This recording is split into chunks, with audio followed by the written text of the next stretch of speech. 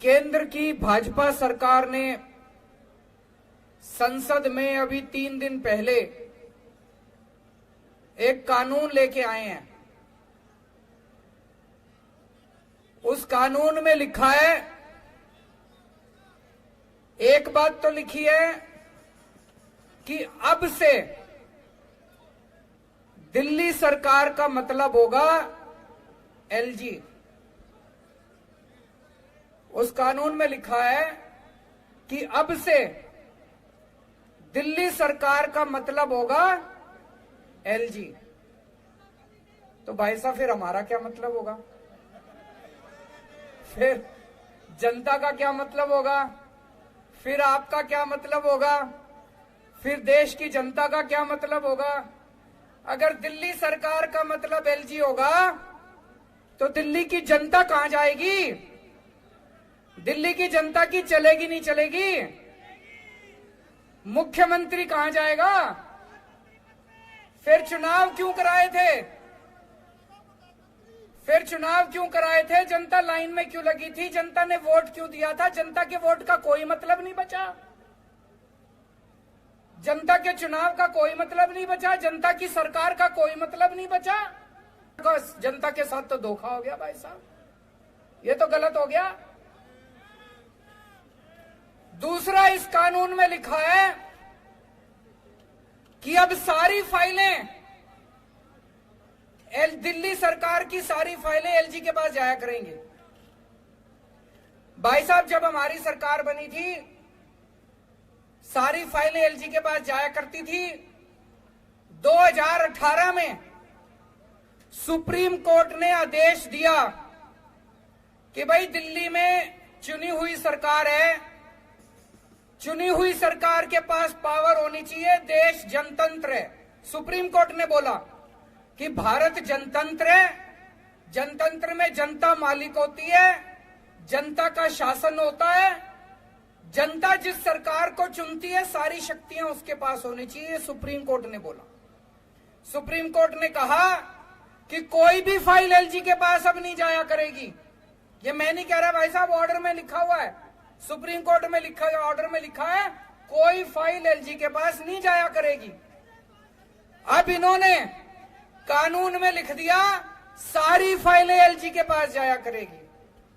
तो भाई साहब, ये जनता को नहीं मानते, ये सुप्रीम कोर्ट को नहीं मानते, ये जनतंत्र को नहीं मानते, ये संविधान को नहीं मानते। ये तो गलत बात है। गलत बात है नहीं है? ये तो धोखा हो गया अपने साथ। 2015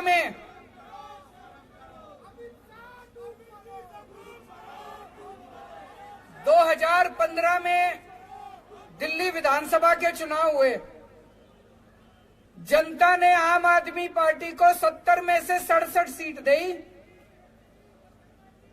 फिर 2020 में चुनाव हुए, जनता ने 70 में से 62 सीट दी।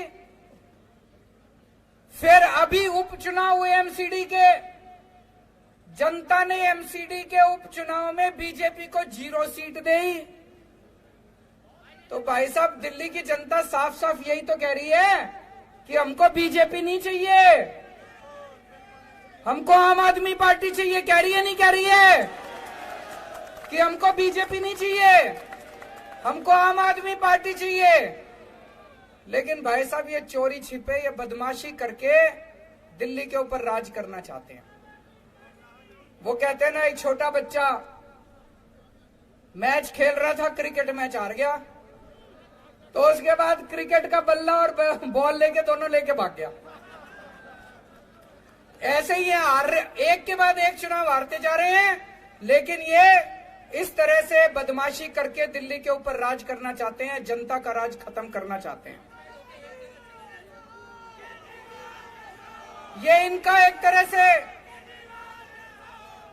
से इनका ये पूरे देश के अंदर यही कर रहे हैं। चुनाव कराते हैं और वहां पे सरकार गिरा देते हैं। करते नहीं करते पूरे देश के अंदर?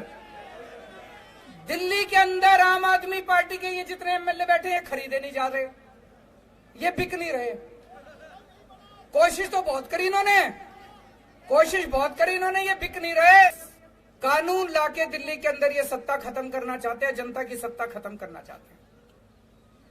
आज पूरे देश के अंदर इस बार सरकारी स्कूलों की काया पलट हो गई, प्राइवेट स्कूलों की फीस नहीं बढ़ने दी। इतने शानदार काम दिल्ली के स्कूलों में हो रहे हैं। ये कानून शिक्षा के अच्छे कामों को बंद करने के लिए बनाया गया है। वो नहीं चाहते कि दिल्ली के अंदर अच्छा काम करती रहे आम आदमी पार्टी, क्योंकि दिल्ली के अंदर अच्छा काम हो रहा है तो इनको सूरत के अंदर इनको तकलीफ हो रही है, कर्नाटक के अंदर इनको तकलीफ हो रही है। देश के अंदर जहां जहां भी पंचायतों के और नगर निगम के चुनाव हो रहे हैं, आम आदमी पार्टी की धीरे धीरे धीरे धीरे सीटें आनी चालू हो गई।